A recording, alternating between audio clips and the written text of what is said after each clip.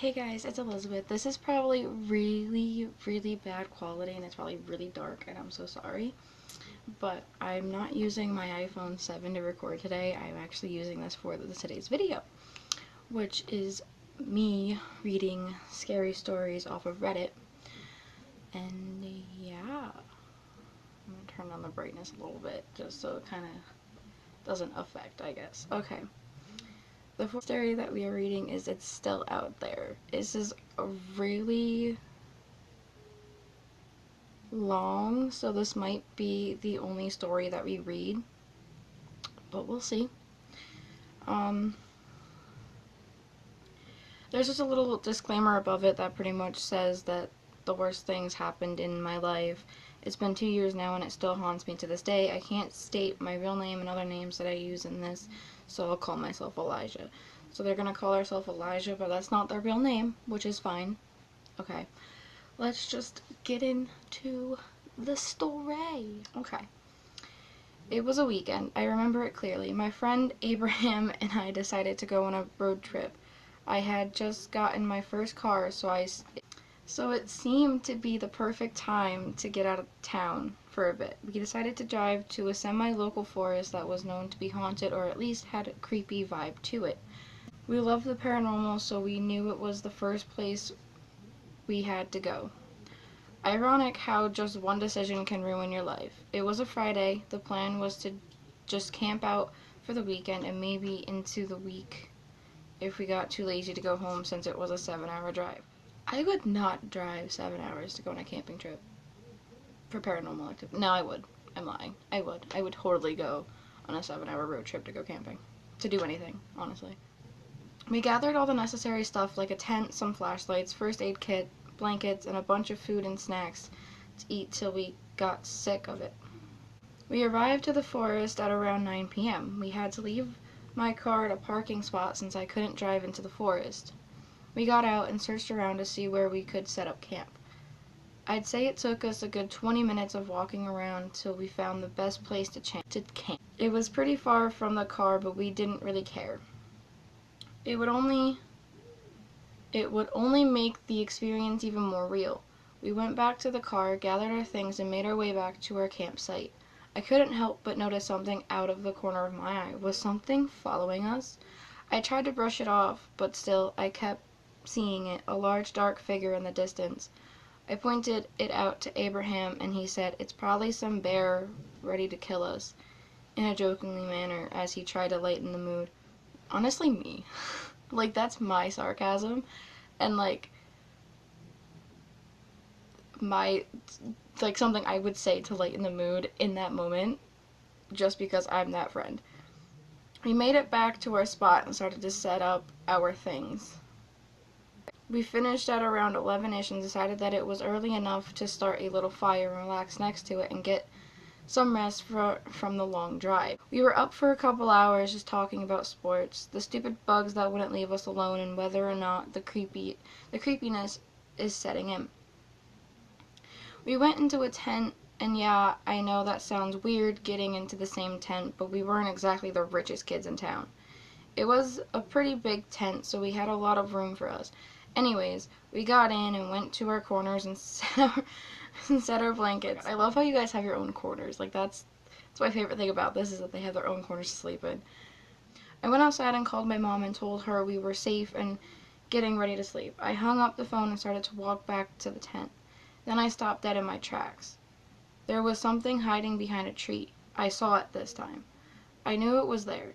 I couldn't tell what it was. It was gray, large, taller than me. I couldn't see its outline, but I couldn't see its figure. Oh, I could see its outline, but I couldn't see its features. I'm stupid. I was too scared to point my flashlight at it. I didn't want to see what it was. I decided to be a tough guy and I yelled at it, "Go away, get out of here." I heard it scurry away, branches and leaves breaking as it ran away. Abraham comes out of the tent. "What the hell are you doing? Are you trying to bring some wild animal here?" I asked him if he heard it run away, and he said he didn't. All he heard was me yelling into the darkness. Was I going crazy? I know I saw something. Something was out there and I knew it. It was probably best that we leave. I told Abraham to get up because we had to go. He got upset, saying we had driven 7 hours for nothing and that we weren't leaving. He wasn't wrong. Besides, we were too tired to drive back. We needed sleep. We fell asleep, and in the morning we noticed some of our stuff was moved around. We knew it wasn't some animal because our chairs are folded up, some of the food was eaten, but there was no mess and some other strange things. "Did we do that?" said Abraham. I replied, "No, I remember leaving the chair by the fire. Dude, this place is haunted. There's no way someone just passed by here last night." I was right. We were pretty far off the road, so there was no chance some homeless guy just happened to pass by our spot. The only logical explanation was a ghost, which is kind of sad to think about now that I look back at the moment. We tried to ignore whatever could have caused it. "Let's go for a walk," said Abraham. "I don't feel like sitting around here." We changed and just started to walk on some trail. We made sure we left markers so we wouldn't get lost on the way back.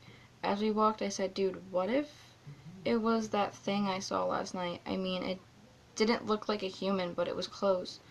"Nah, you didn't see anything. It was pretty dark, so there's no way you saw anything. Saw something." We kept going back and forth about what I saw or killed. Its body was ripped to pieces, legs thrown all over the place, its head torn apart, blood on trees. It didn't even look like whatever attacked it had eaten any part of it, as if it killed the deer just for the fun of it. We stood there staring at what was left of it. What the hell? I've seen some crap before, but this, what the heck would do this? I don't know, I said. "Probably some bear, but I've never heard of one doing something like this." We then heard an ear-ripping roar. Words can't describe the sound we heard, and even if I try, I know I won't do it justice. It gripped us. We couldn't move. We just couldn't. We just looked at each other, wondering if we should run or hide. It was getting dark now. We had lost track of time staring at what was left of this deer. We heard movement near us. "What do we do?" said Abraham. "We gotta get out of here, man." "Relax, dude," I said. "We have to stay quiet. It'll just pass by us." I seemed to be right. The thing that started to walk, it walked on two legs. It wasn't some Bigfoot or monkey. This thing was massive. It was disgusting to look at, but at the same time it seemed to have some kind of intelligence. It looked around, picking up rocks and wood along its way. It seemed to know how to carry multiple items at once. This thing knew what it was doing. We sat and watched it. Terrified, we kneeled, trying to not be spotted by it. I could hear Abraham's heart pounding in his chest. Mine was louder without a doubt. It then stopped. Both of us held our breath, not knowing what to do. It didn't move for what felt like hours. I was sure this thing knew we were near. It turned around as if it was looking for something. I was sweating profusely. I couldn't control it. I looked towards Abraham, and he was pale. I've never seen him so terrified in his life. We had to get out of there fast. We hid a little longer until it seemed that the thing decided to move along. Then without thinking, we just got up and ran. Looking back, I knew we should have waited a little longer. We made so much noise as we headed back to the car. We didn't care about our stuff. We just kept running, following the markers that I had left behind. Then I saw it in the corner of my eye. That thing was chasing us. Terrified, I knew that we could die here. That we would die here, not could, my bad. We would die and no one would know. Not at least for a few days, but by then we would be gone, taken to wherever this thing lives.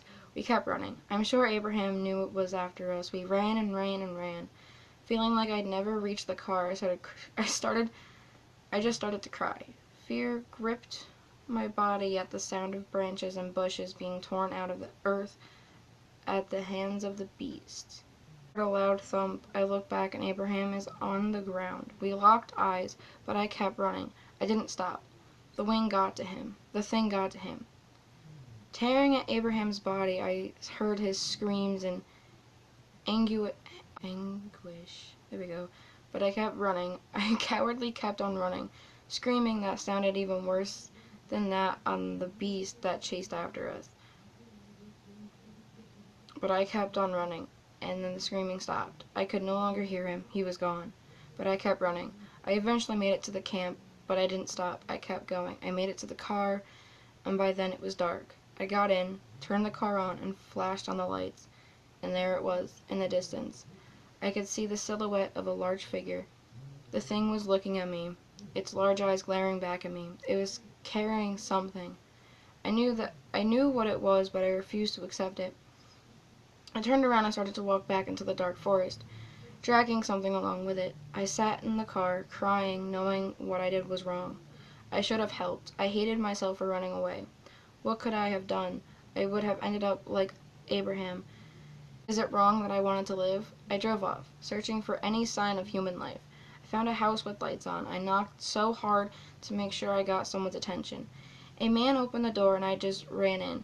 He looked afraid and upset that some random guy forced himself into his home.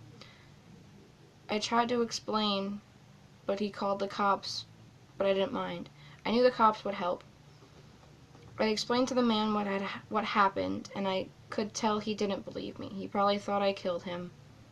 And then I thought to myself that the cops would think the same thing. The cops came and I told them my story. They all looked in shock and disbelief. They took me as a suspect, thinking I murdered my best friend. They searched the area the next day and found some remains 4 miles away from where we originally set up camp. I was then free to go and was released to my family.